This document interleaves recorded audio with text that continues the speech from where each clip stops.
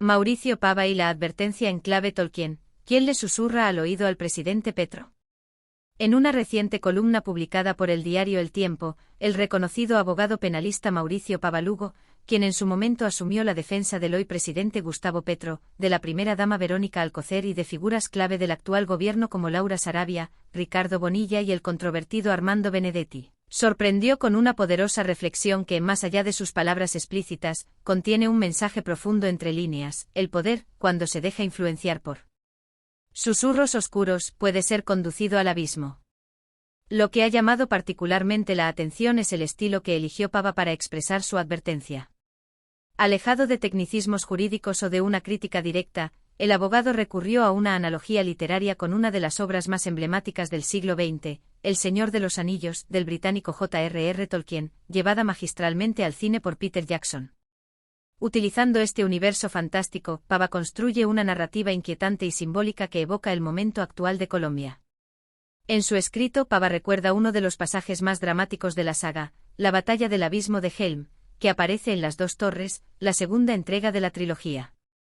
En ese episodio el reino de Rohan está a punto de sucumbir, no solamente por la amenaza exterior de los orcos, sino, y más peligrosamente, por la influencia interior de un personaje siniestro conocido como Lengua de Serpiente.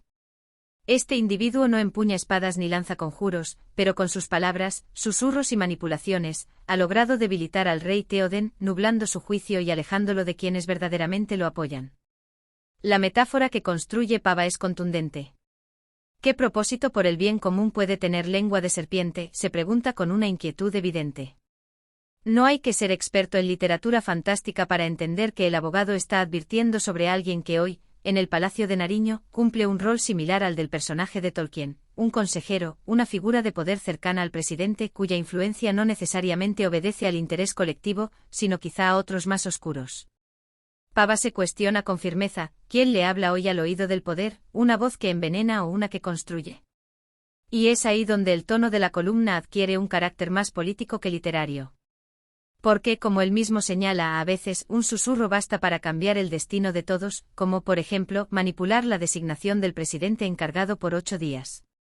Una frase que, sin mencionar nombres, parece aludir a hechos recientes ocurridos en la cúpula del poder presidencial. Recordemos que Pava no es un observador ajeno. Su cercanía con el entorno de Petro no solo fue profesional. Durante un largo tiempo fue su defensor de confianza en los tribunales, y acompañó procesos clave. Por eso, cuando alguien con esa trayectoria lanza una advertencia de este calibre, no se puede ignorar. Pero la columna no se queda solo en el terreno simbólico. Pava también hace memoria histórica. Evoca a Germán Montoya, el influyente consejero del presidente Virgilio Barco, para trazar un contraste. Montoya, afirma el penalista, representaba una figura de poder cercana al mandatario, pero con un propósito superior, el de nación. No buscaba reconocimiento ni cargos, entendía los engranajes del Estado sin necesidad de manipularlos para beneficio propio. Era, en palabras de Pava, alguien que conocía el poder, pero no era adicto a él. Y entonces, con esa referencia como telón de fondo, la pregunta que plantea es inevitable: ¿quién cumple hoy ese papel en la Casa de Nariño? ¿A quién escucha el presidente Petro en los momentos más complejos? ¿Qué intereses están detrás de esas voces? Aunque en ningún momento menciona directamente a Armando Benedetti, muchos analistas han interpretado la columna como una crítica velada hacia él. Benedetti ha sido una figura polémica dentro del círculo petrista. Primero como embajador en Venezuela, luego como protagonista de escándalos que salpicaron incluso a la jefa de gabinete Laura Sarabia, y finalmente como testigo de acusaciones que estremecieron al gobierno. Su cercanía con Petro, sus idas y venidas, su influencia, aparentemente a veces mayor de lo esperado, han generado inquietud. La analogía de Pava con el consejero siniestro no necesariamente se limita a Benedetti, pero sí pone sobre la mesa un fenómeno que puede estar ocurriendo: la presencia de figuras que, lejos de aportar estabilidad, proyectan una sombra peligrosa sobre las decisiones del gobierno. En El Señor de los Anillos, Théoden logra liberarse del influjo de Lengua de Serpiente gracias a la intervención de aliados valientes y sinceros.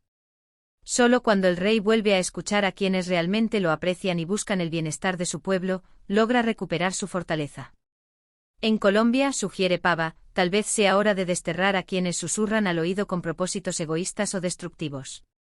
De lo contrario, el país podría estar caminando hacia una deriva muy peligrosa.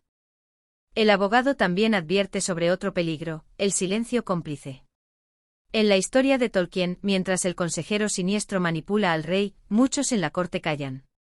Algunos por miedo, otros por conveniencia, otros simplemente porque no quieren enfrentar al poder. Pava traza un paralelo claro: a su alrededor, muchos guardan silencio, algunos murmuran sin actuar, y unos pocos, incapaces de aceptar esa deriva, se marchan para no traicionar sus principios. ¿Está ocurriendo lo mismo en el alto gobierno colombiano? ¿Hay funcionarios o asesores que prefieren callar antes que contrariar a quien ostenta el poder? ¿Cuántos han optado por el retiro antes que convertirse en cómplices silenciosos? La reflexión, sin duda, es profunda. Y la elección de un relato de ficción para ilustrarla no la debilita, por el contrario, la potencia. Porque en los grandes relatos, los personajes y sus dilemas son espejos de lo humano, de lo político, de lo ético. Así como en Rohan, Colombia enfrenta sus propias batallas. No contra orcos, pero sí contra enemigos reales: la violencia que regresa, la corrupción que se enquista, los recursos públicos que se diluyen sin explicación, la polarización que divide familias, barrios, regiones enteras. Y también contra algo más sutil, pero igual de destructivo: la manipulación silenciosa de quienes pretenden controlar el poder desde las sombras. En este escenario, la columna de Pava no es una acusación directa ni una denuncia penal. Es una advertencia. Un llamado urgente a que el presidente Petro, quien ha sido reconocido por su visión de transformación social, escuche a quienes de verdad buscan construir, no destruir. A que abra el oído a las voces de la sensatez, no a las del cálculo. A que no repita la historia del rey Theoden, atrapado en una espiral de manipulación mientras su reino se desmoronaba. Mauricio Pava ya no está en el círculo íntimo del poder, pero su voz, por experiencia, por conocimiento y por cercanía con los protagonistas, no puede ser ignorada. Ha decidido hablar, y lo ha hecho a través de una metáfora que resuena con fuerza.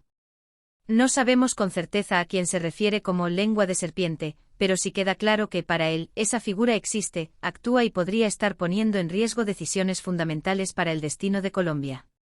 La historia nos ha demostrado una y otra vez que el poder mal aconsejado tiende a destruirse desde adentro. Que los imperios no siempre caen por enemigos externos, sino por sus propias grietas internas. Y que la mayor traición no siempre viene de un opositor, sino de un supuesto aliado. Por eso, esta columna debe ser leída no como una pieza literaria más, sino como una alerta. Como una invitación a abrir los ojos y los oídos.